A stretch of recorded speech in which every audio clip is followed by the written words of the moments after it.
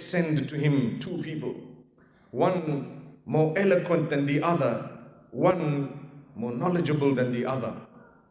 So Allah says to the Prophet Moses and his brother, go to him, remind him.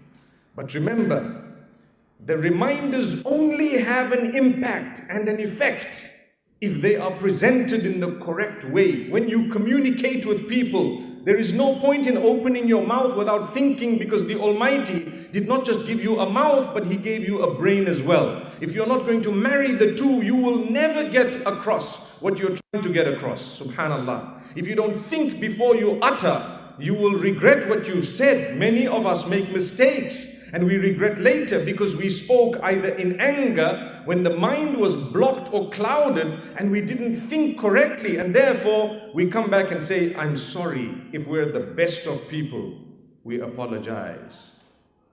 It's only the best who apologize. Dad, where's Dad?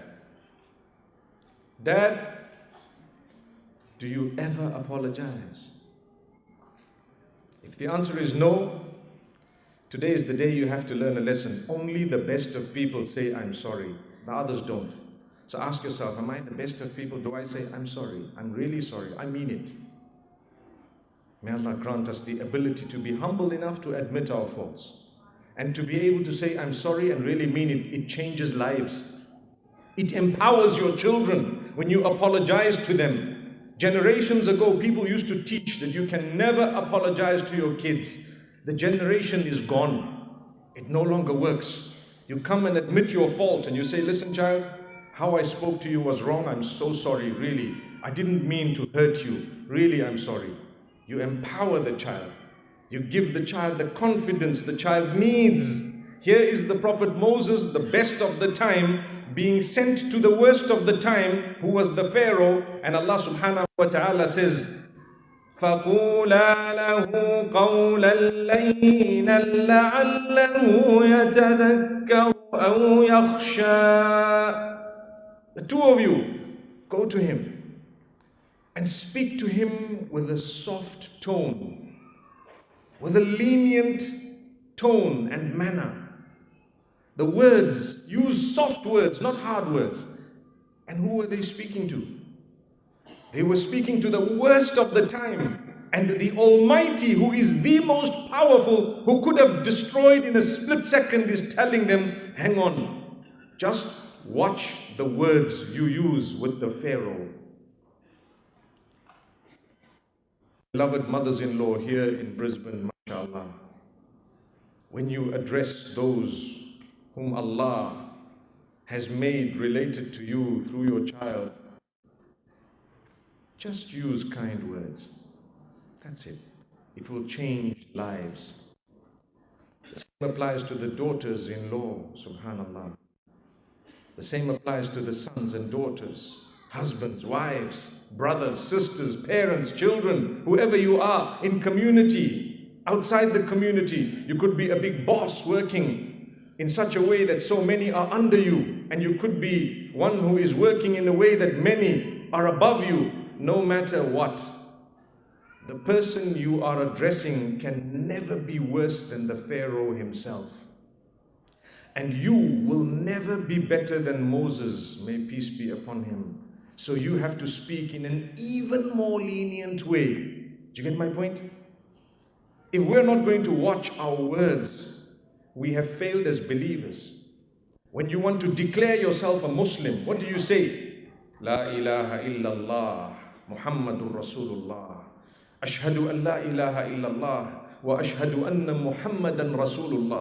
I bear witness that there is none worthy of worship besides Allah. I bear witness that Muhammad, peace be upon him, is the messenger. That statement takes you into the fold of Islam. And I tell you what, the statements have a weight in the eyes of the Almighty. Some statements are heavier than others. Here happens to come one of the wives of the Prophet ﷺ commenting about how short the other one is in a negative way. The Prophet, peace be upon him, says, you know what?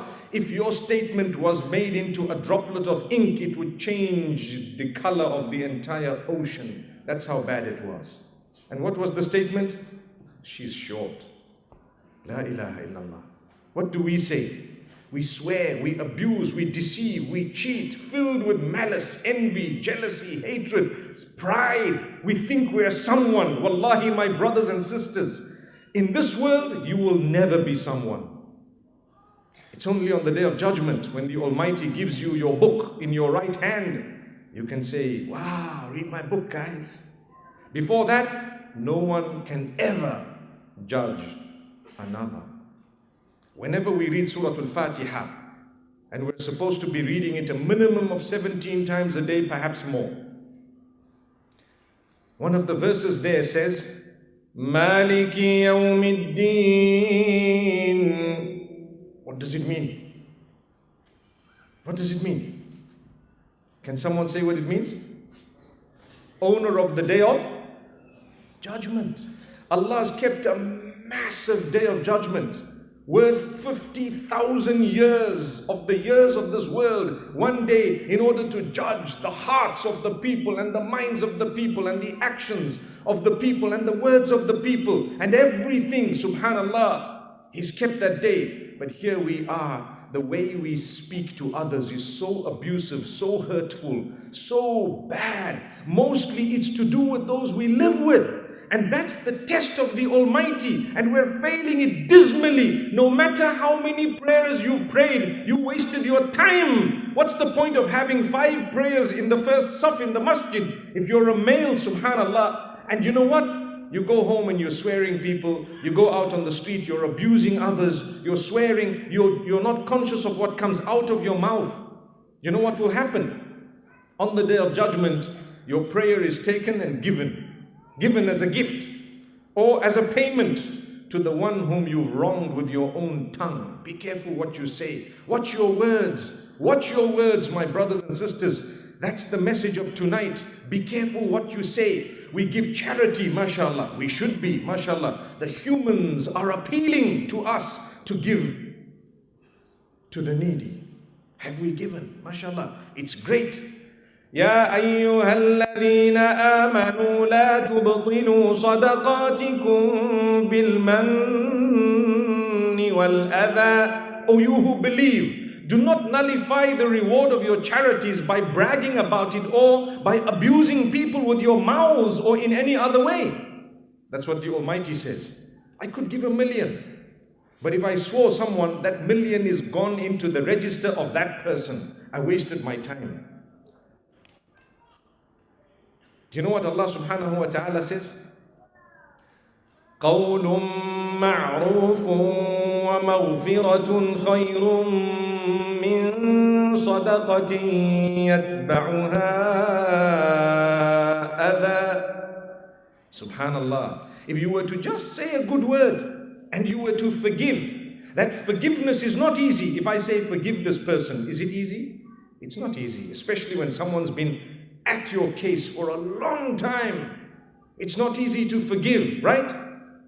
But the Almighty is saying, if you were to say a good word, watch your mouth, watch your tongue. Look at how you say what you want to say. It's not good enough to just say things. You know, you blurt out whatever came to your mind, gone, without thinking about it, pausing for a moment. Your words can slice. You know, words can actually cause damage more than the harm caused by a sharp sword. Subhanallah. That's factual. So Allah says, if you were to say a good word and forgive, it's better than giving a charity that is followed by bragging or harm or abuse in any way. If you're going to give a charity and then abuse, you rather hold back, stop your abuse first. May Allah grant us ease.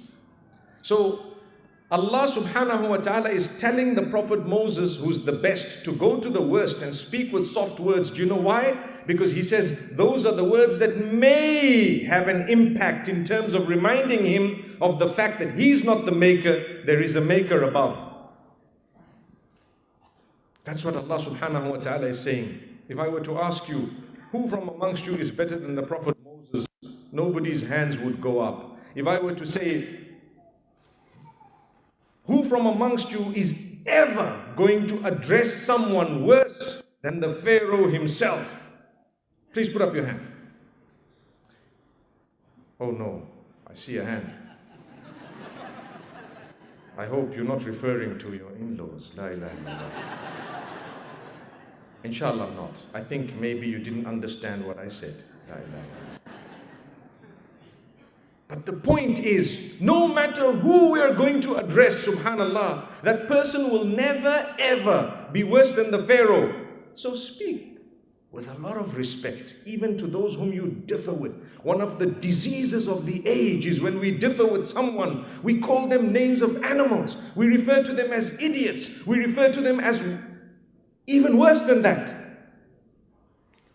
We come up with new terminology that is so offensive. For what? What did you gain? It proves that your relationship with the Maker is weak, because that person was created by the same Maker you're trying to please. What's my mission on earth here? To please my Maker. My Maker made me and made those I differ with. My Maker made me and made the non-Muslims, the animals, the plants, whatever else it is. If I would like to prove my love to my Maker, I need to prove to Him that whatever you made is special to me. I will respect it and I will fulfill its rights. You follow what I'm saying? Because I love you, my Maker. And if I really love you, then everything connected to you and everything you made is special to me. Subhanallah. Do you get what I'm saying? We fail because we forget that we're all creatures of the same Maker. So when we refer to others whom we don't like perhaps, whom we haven't gotten along with, or we've had a disagreement with or dispute, we become hurtful, abusive, we lie. We want to create a bigger problem than the one there. I usually say, when you have a problem, either leave it where it is or solve it, but don't make it worse than it is. If I visited Brisbane, I'd like to leave Brisbane in a condition that the community can stay where it was or become better in one way or another, but never come create a fitna or create a problem, an issue, and leave it here and I'm gone. And I'm just, they split into 3 pieces. Wow. What type of person is that? Are you here to split the people or to bring them together? Definitely to bring them together. My brothers and sisters, differences are normal. You love your spouse, you will differ with your spouse. You love your children, your parents, your siblings, whoever you love, you will never think exactly the same. There might be a little bit of common factor in thought, but never 100% the same. That's how the Almighty made you. It's how you deal with the difference that